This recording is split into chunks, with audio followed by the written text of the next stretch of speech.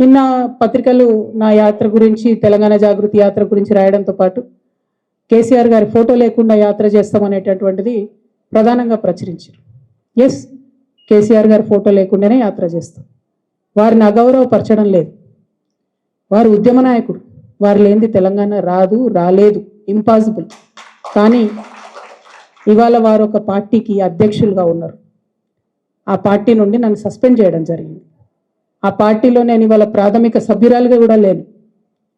నేను తెలంగాణ ప్రజల దగ్గరికి పోయి మళ్ళీ వాళ్ళ సమస్యలు ఏంటి తెలుసుకొని తెలంగాణ జాగృతి అనే సంస్థను పటిష్టం చేసేటటువంటి ఈ ప్రయత్నంలో కేసీఆర్ గారి ఫోటో పెట్టుకోవడం అంటే నైతికంగా నాకు కరెక్ట్ కాదు. అది చెట్టు పేరు చెప్పుకొని పండ్లు అమ్ముకోవాలనే ఆలోచన నాకు లేదు. ఆ చెట్టు నీడన ఉన్నన్ని రోజులు ఆ చెట్టును సంరక్షించాలని, ఆ చెట్టును దుర్మార్గుల బారి నుంచి కాపాడాలని నేను చెయ్యని ప్రయత్నం లేదు.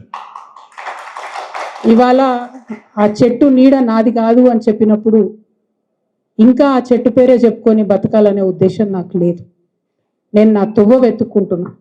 తెలంగాణ బిడ్డల కోసం, తెలంగాణ ప్రజలతో, తెలంగాణ మేధావులతో సమాలోచన చేయడానికి, వారితో మమేకం అవ్వడానికి నేను ఒక తువ్వను ఎత్తుకుంటున్నా.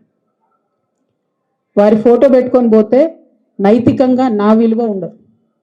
నైతికంగా అది నాకు కరెక్ట్ కాదు. నైతికంగా కరెక్ట్ కాని పని నేను చేయను. తెలంగాణ జాగృతి సంస్థ పెట్టినప్పటి నుంచి నేను బీఆర్ఎస్ పార్టీలో చేరే వరకు ఎన్నడూ కూడా కేసీఆర్ గారి ఫోటో పెట్టలేదు. ఆ రోజు ఆయన ఉద్యమ నాయకుడైనా అనేక కార్యక్రమాల్లో మేము పాల్గొన్నా. అప్పుడైనా ఇప్పుడైనా జయశంకర్ సార్ ఫోటోనే పెట్టినాం. నేను బీఆర్ఎస్ పార్టీలో ఎంపీగా గెలిచిన తర్వాత ఖచ్చితంగా సార్ ఫోటో పెట్టినాం, నేను కాదనట్లేదు. సో ఇదేదో సార్ కోసం అగౌరవం అన్నది కాదు. ఇది నా మారల్ కంపాస్ కరెక్ట్ కాదని చెప్తున్నది, నైతికంగా ఇది కరెక్ట్ కాదని చెప్తున్నది.